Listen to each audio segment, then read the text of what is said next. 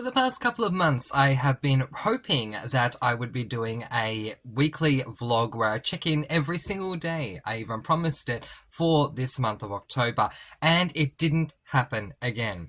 Oh well, I'm determined to do more daily clips for my weekly vlogs, and so all we have time to do is a quick catch-up of the opening week of October 2024. Welcome, or welcome back to Mr. Francy Reads!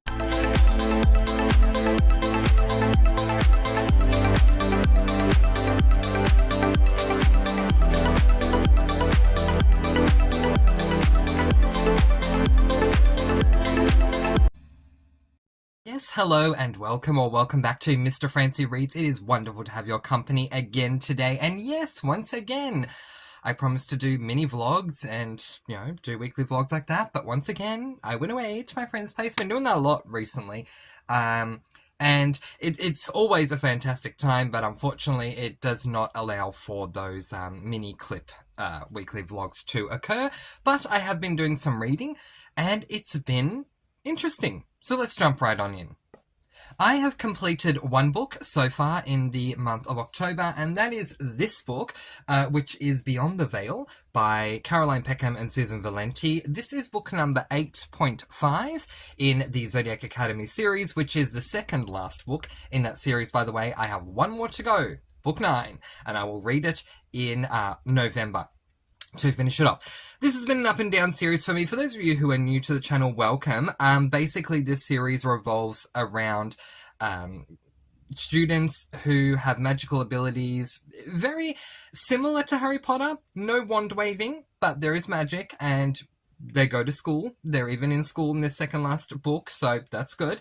And there's a lot of spice in here as well. So not only in this book, but in every book in the series. So I do want to warn you of that as well. But anyway, up until the beginning of book 8, so the first 7 books and the novellas that I read in between them, I absolutely loved them. Book 8 really let me down, so I was happy coming into this one that I only had 2 more books left to finish off the series. And then I read this one, and my goodness did I love this one, and realized what the book 8 was missing. So, what was it?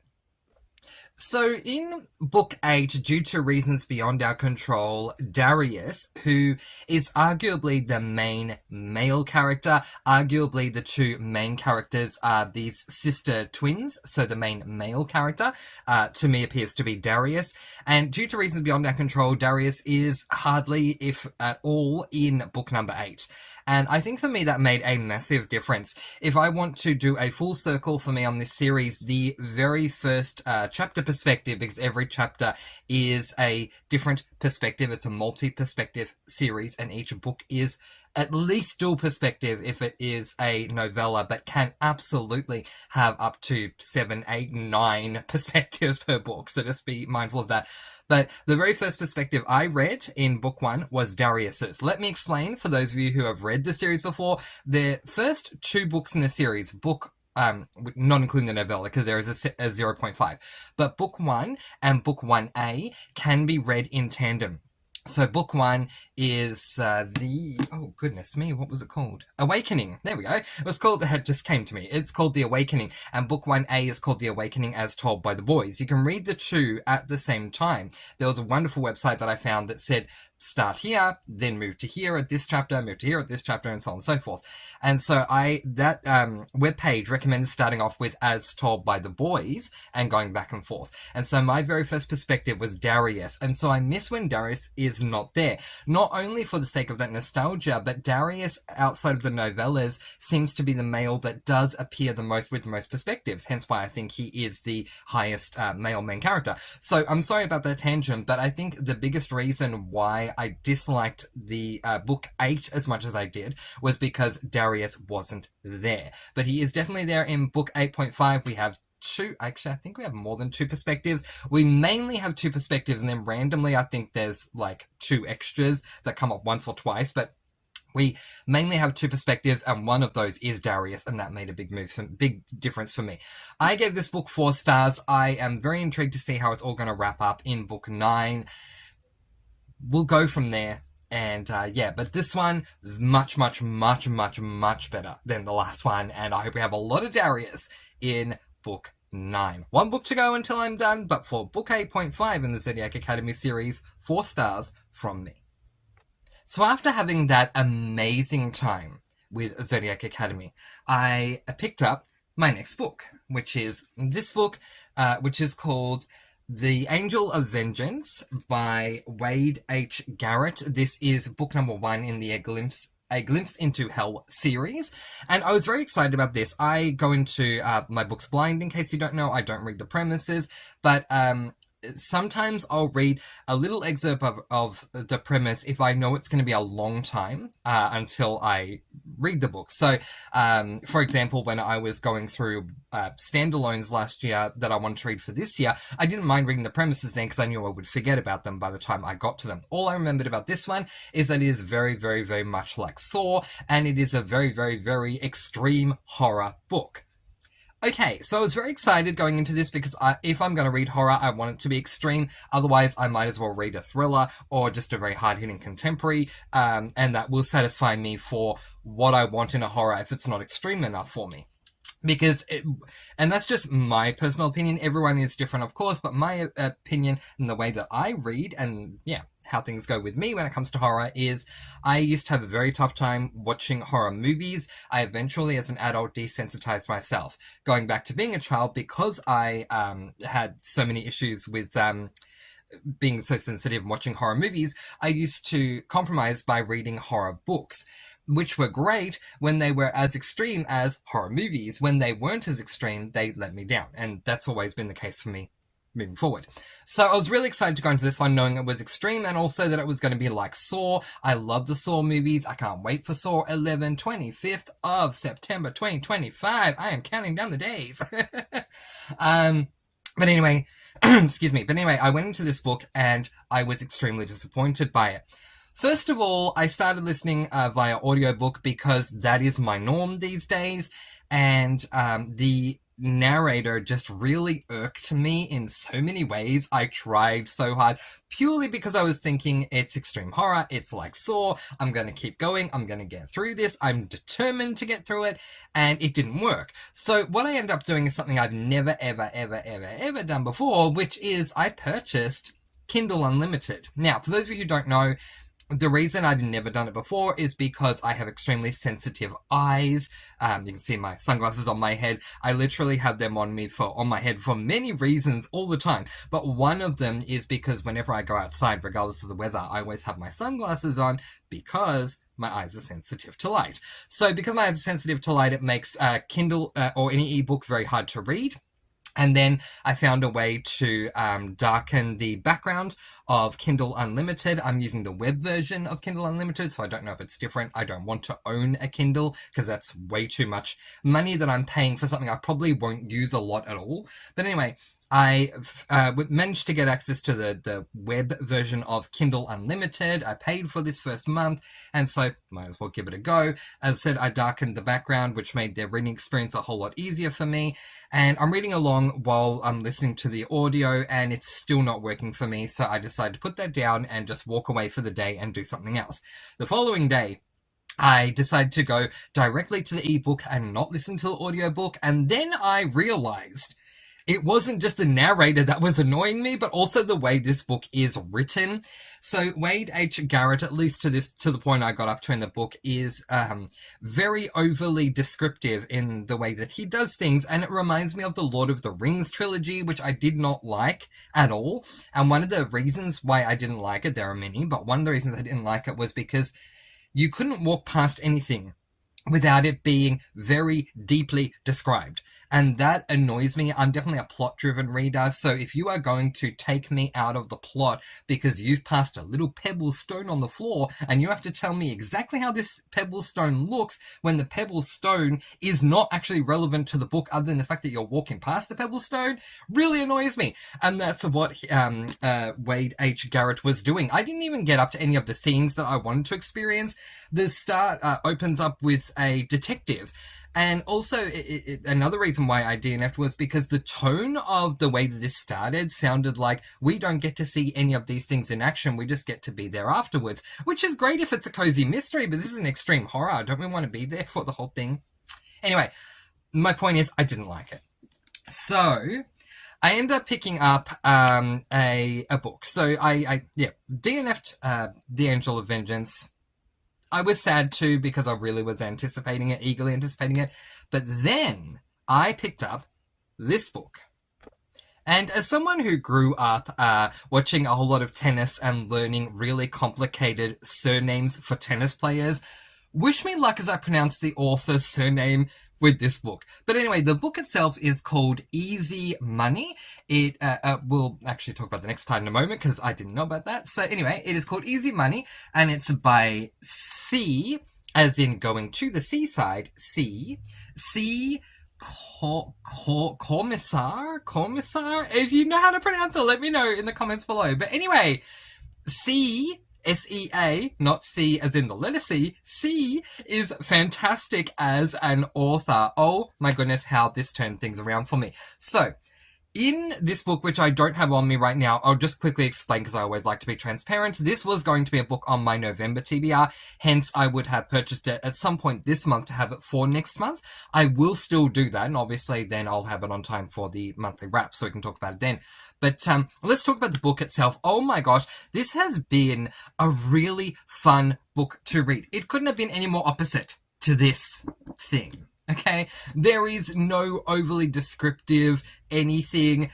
C writes with a very easy to read writing style. We get right into the point of this whole book right away in the opening paragraph of chapter 1, which is what I prefer.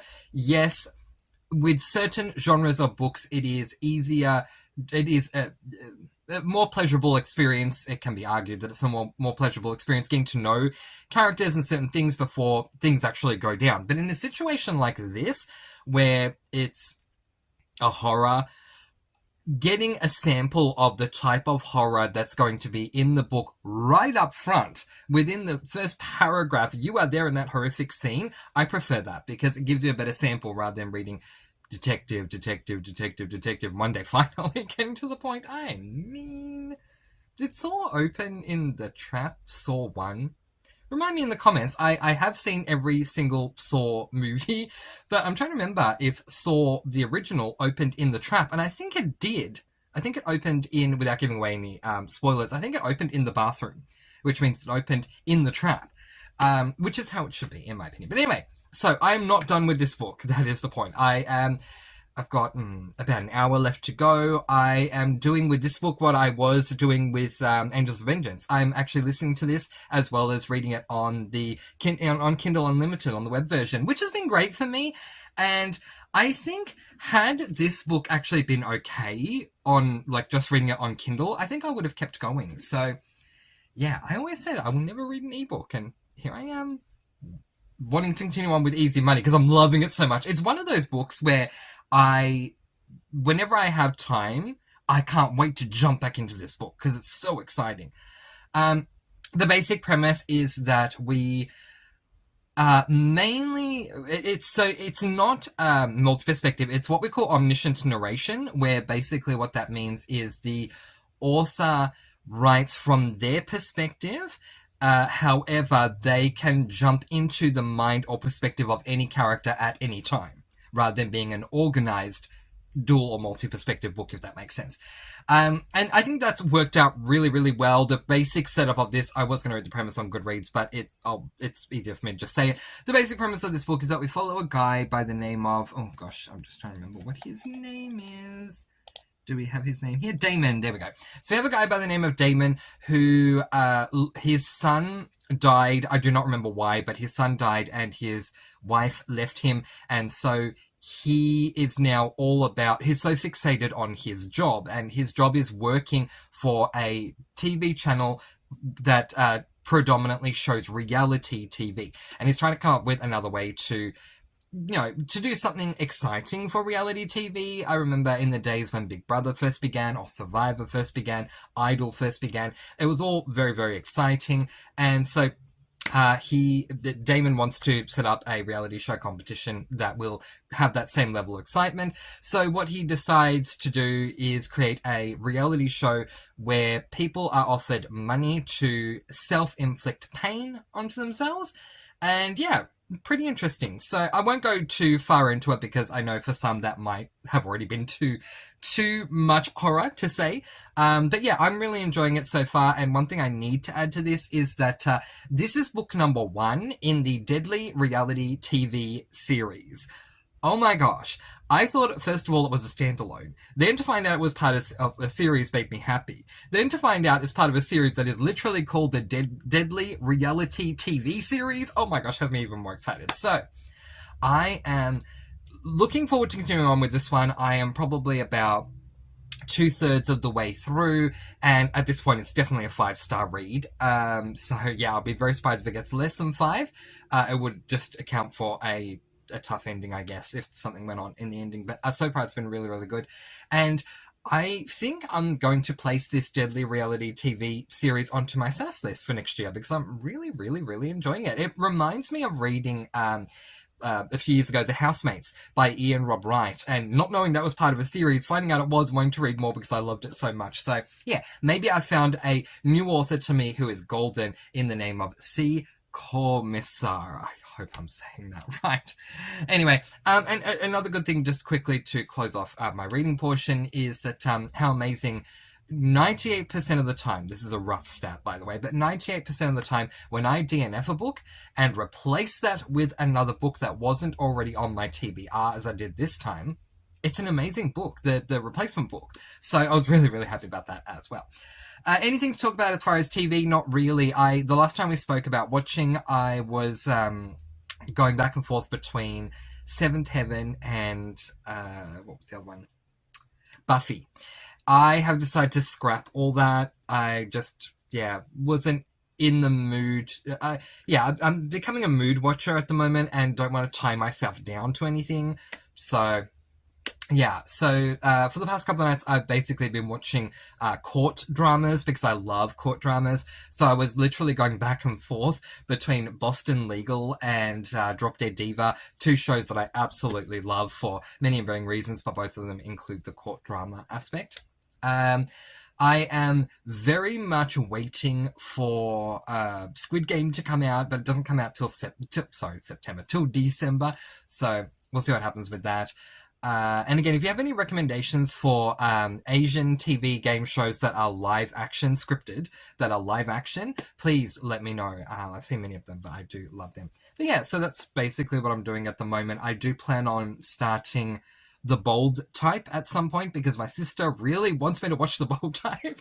So, and I keep putting it off because I'm watching other things. So I might try and get into a bit of The Bold Type at some point this week as well. Personal update, not a lot to say. I went to the State Library of Victoria on Tuesday, Wednesday, one of the two. And that was fantastic. The State Library of Victoria is definitely the biggest library that we have in the state. I have always wanted to go there, and a couple of years ago I even was going to have my birthday there. I was just going to send out the invites and say, if you come, you come, if you don't, you don't, but I'm happy because I'm in a library, so we're going to have it at the library. And I didn't end up doing it for many and varying reasons, but finally went to the State Library with my friend, and ultimately was disappointed. As huge as the place is, the majority of the books that I saw in the library were non-fiction, which is absolutely fine, but I'm much more of a fiction reader than a non-fiction one, so that was kind of annoying. I did eventually find fiction books in a bookstore that they had in the library, so I found that a bit interesting as well. I asked the age-old question that I always ask whenever I'm in a bookstore these days: do you sell cozies? Do you sell cozy mysteries or cozy, what do we call it? Cozy crime in Australia. I still can't get my head around that. I get it. I get why they call it cozy crime. It does make sense. But I prefer mystery, so it's weird for me going into an Australian bookstore and saying, do you sell cozy mysteries? You may know them better as cozy crime. And they got this book for me. Hang on a sec. I need to talk about this. I always find it funny. I'm so sorry, I don't remember what the book is called, but they grabbed a book that I know of because I think I've seen Stormy read it before from Storm Reads. If you haven't checked out our channel, definitely do. Um, Yeah, but anyway, I don't remember what the book was called, but it's one of those old-fashioned cozies. And when I say old-fashioned cozies, I mean when I pick up a cozy these days, the way I'll know right away it's a cozy without doing anything else is looking at the cover and seeing that it's some sort of animated, really cozy cover, because the covers of cozies are so much better than covers of other books. And so he came back with these 3 books and he was putting them on the desk, and they did not look like they didn't have the animated cozy cover, and so I'm thinking, okay, these are probably not cozy, but that's fine. So I grabbed the books and I, walked away with them and was looking into them. They have these wonderful chairs you can sit on, so I was, browsing the premise and stuff like that, and I'm like, yeah, I remember this, but it's not exactly a cozy. So long story short, they didn't have any cozies that I wanted, but it was nice nonetheless going through different books that they had in the store. Some of the books I'd read before. I passed by Six of Crows by, oh gosh, what's her name? I don't remember her name, but I'm sure you do if you love that series. But oh gosh, I'll just type it up because I'll regret not having said it. Six of Crows is by Leigh Bardugo. Yeah, so I remember reading that book, and I have a lot of memories attached to that book. To be honest, they're not the best memories, but I have memories nonetheless. So it was nice to go, oh, wow, Six of Crows. And I unhauled Six of Crows, I think in 2020 or 2021. So it was unhauled a long time ago. Like, oh, Six of Crows, I remember this book. And yeah, it's nice having those memories. Other than that, not a whole lot to update you on the personal side. We've updated the TV side, so I guess we'll leave it there.